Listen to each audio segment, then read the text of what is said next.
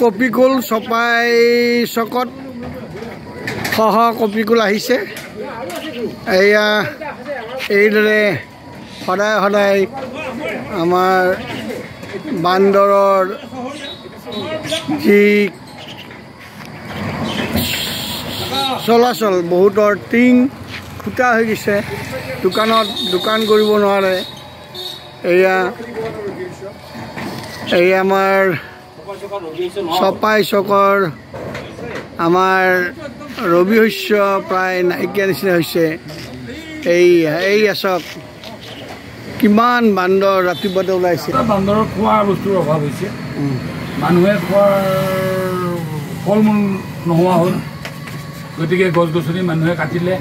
ফল মূল নাই সেইকাৰণে বান্দৰৰ উৎপাত বেছি হৈছে উপায় নাই আমাৰ প্ৰশাসনে এই বান্দৰখিনি ধৰি নি আমাৰ যিবিলাক ফৰেষ্ট আছে ফৰেষ্টত থৈ দিলে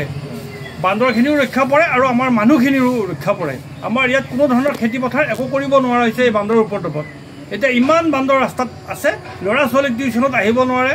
যাব নোৱাৰে আৰু মহিলা মানুহ এইবিলাকক দেখিলে ইহঁতৰ অত্যাচাৰটো অলপ বেছি হৈ যাব আমাৰ অন্তিৰাম ডেকা আমাৰ কোচ ৰাজবংশীৰ নেতা এই অন্তিৰাম ডেকাই অলপমান মনৰ কথা কওক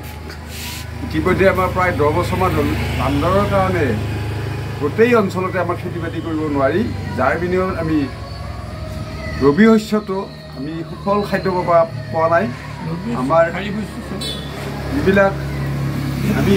বিষাক্ত খাদ্য খাই আছোঁ গতিকে আৰু